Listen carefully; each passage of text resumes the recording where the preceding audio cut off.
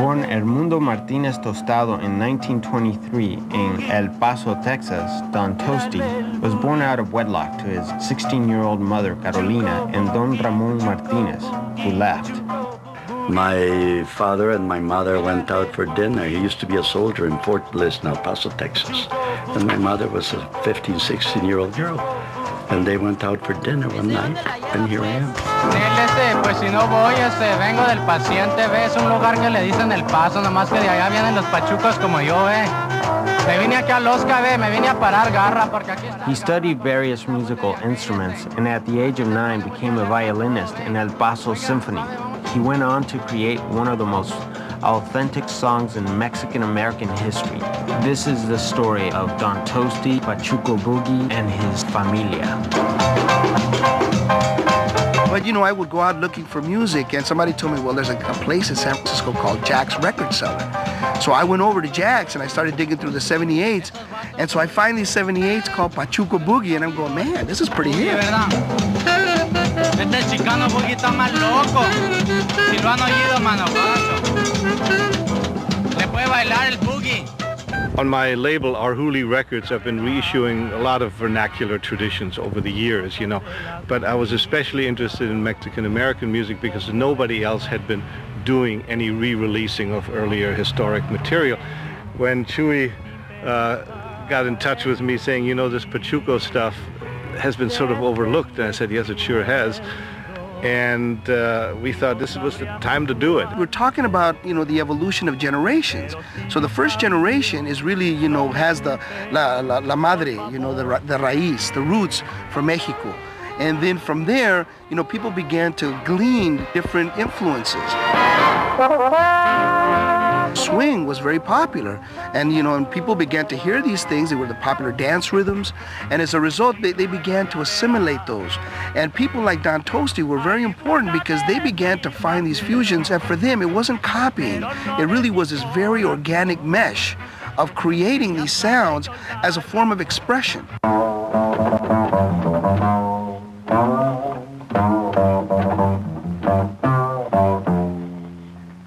There was a guy named Charlie Mingus who was my personal friend, bass player.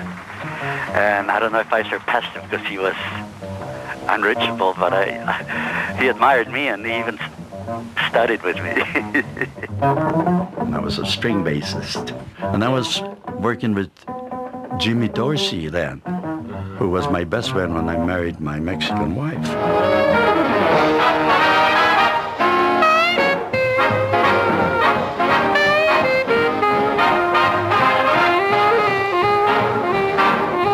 Tosti not only listened to swing, but participated in it, playing the bass for the likes of Jimmy Dorsey and Charlie Barnett. Barnett, come on!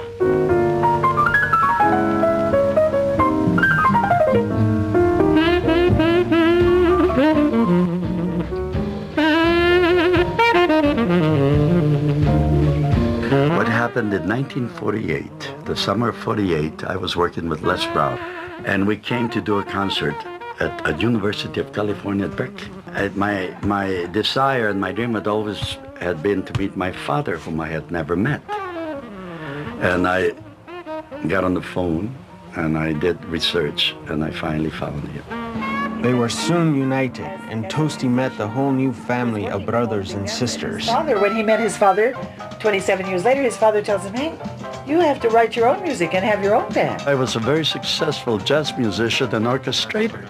Yeah. And my father says, why in the devil don't you have your own band and write songs? I said, I don't write songs, sir. I'm an orchestrator. I'm an arranger. I said, we want to make money. You got to write songs. So I started. But the music itself, for me being a jazz buff, said a lot. Here you had a guy that was Bob Hernandez, who played tenor saxophone on the date, who, idolized Lester Young, and he's playing like Lester Young.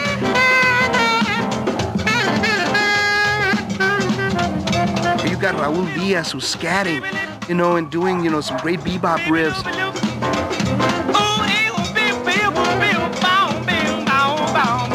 And you begin to really see how the music has really got this really important component with it. By finally 78, and and I took them to KPFA. We had 78 turntables, and I started playing them on the radio. And the thing about it was the calor immediately grabbed people. It was this language that, a lot of the lowriders, of the time, in the 80s were still speaking it. So it kind of gave root to something. Usted ha de estar más tile que nada ese, porque le suena a usted de aquí ese vato. Simón ese, ¿sabe qué? Ya me agüité ese. Vámonos al rol. Vámonos al rol ese, ya me quería me cantón. Al rol ese vato ese. Ya por... Calor in Mexico, it's what Pachuco talk is in our country here. It originated in El Paso, Texas. That's why it's called Pachucos are the people who come from El Paso, the kids. Musicians say, those are crazy threads you're wearing, Andres. Pachucos say, ¿qué tacuche tan loco traes? Es un lugar que le dicen El Paso, nomás que de allá vienen los pachucos como yo, Me vine aquí a Losca, me vine a parar garra, porque aquí está bote de aquella, Aquí se pone bote alerta todo, Oiga, ¿sabe? Vamos a dar un volteón, As a result of digging, in collaboration with Chris, we were able to find some fantastic things that really showed that this was just not, this one unique phenomenon to Don Tosti, but that it was a phenomenon of a generation.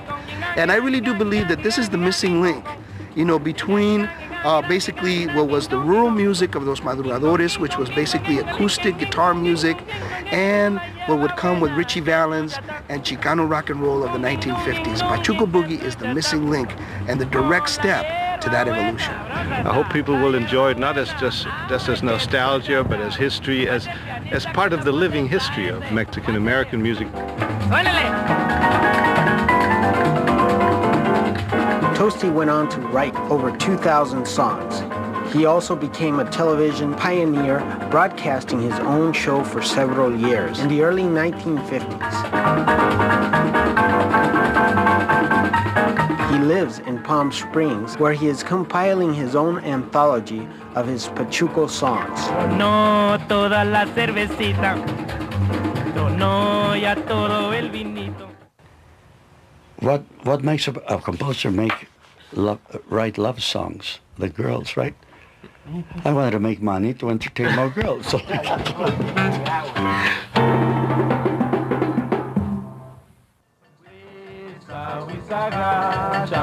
If you want to listen to the groove of Pachuco Boogie, you can get it or order it at arjuli.com or any of the local record stores that are cool, like